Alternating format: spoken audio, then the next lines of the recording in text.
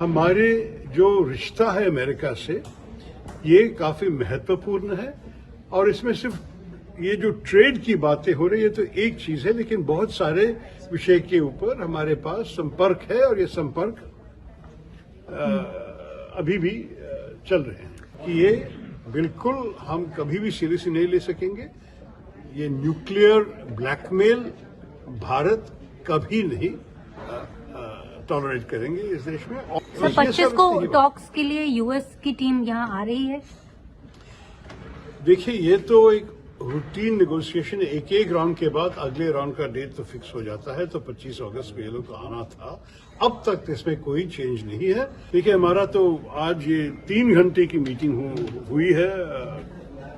Foreign secretary, commerce secretary, दोनों सचिव आके कमेटी के 22 अंग जो आए थे उनको सब समझाया। मेरे ख्याल में अंत में करीब 50 से ज्यादा प्रश्न पूछे होंगे हमारे कमेटी के अंग, और इनमें से सारे विषय हमें चर्चा करने का मौका मिला। ये भी स्पष्ट हुआ कि हमारे जो विदेश कार्य के सचिव हैं उन्होंने कह दिया कि हमारे जो रिश्ता है अमेरिका से ये काफी महत्वपूर्ण है और इसमें सिर्फ ये जो ट्रेड की बातें हो रही है तो एक चीज है, लेकिन बहुत सारे विषय के ऊपर हमारे पास संपर्क है और ये संपर्क अभी भी चल रहे हैं। कॉमर्स सेक्रेटरी ने भी डिटेल में हमें ये ट्रेड विषय के बारे में बता दिया और जितने भी क्लैरिफिकेशंस हमारे मेंबर्स चाहते थे ये सारे क्लैरिफिकेशंस उन्होंने दे दिए।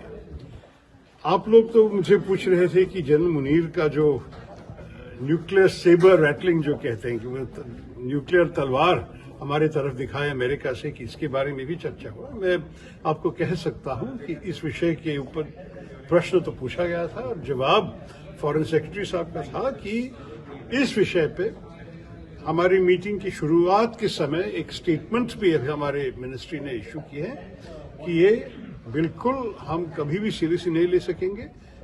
ये न्यूक्लियर ब्लैकमेल भारत कभी नहीं टॉलरेट करेंगे इस देश में, और कि मुनीर जी ने एक देश जो हमारे अच्छे दोस्त वाले देश है उनके भूमि पे खड़े होकर इस किस्म की चीज कहा, ये तो अच्छा नहीं लगा और इस संदेश पे हम सबको बता देंगे। सर 25 को टॉक्स के लिए यूएस की टीम यहाँ आ रही है। देखिए, ये तो एक रूटीन नेगोशिएशन, एक राउंड के बाद अगले राउंड का डेट तो फिक्स हो जाता है। तो 25 अगस्त को ये लोग को आना था। अब तक इसमें कोई चेंज नहीं है, कोई परिवर्तन नहीं है। अगर उनके तरफ से कोई तकलीफ है उस वक्त आने के लिए तो उनको बताना है। अब तक तो किसी ने ऐसे कुछ नहीं बताया। जितने भी चर्चा की ज्यादा इस रिश्ते के ऊपर और मतलब ये सारे विषय के ऊपर थे। अगर पुतिन साहब के मीटिंग के बाद और यूक्रेन के साथ अगर कोई मीटिंग हुई और ये सारे बदल लिए तब तो वो दूसरा जो 25% जो रशिया के ऑयल खरीदने के कारण हमारे ऊपर इम्पोज किया गया है, ये दूसरे 25% तो जाएगा, क्योंकि वो तो सिर्फ ये रशियन युद्ध के कारण थे ना। तो अगर युद्ध नहीं है तो नेचुरली, लेकिन वो पहला 25% से भी हमें असर पड़ रहा है और उसके ऊपर तो चर्चा करनी चाहिए कि उसको जरा सा कम करने की कोशिश करें।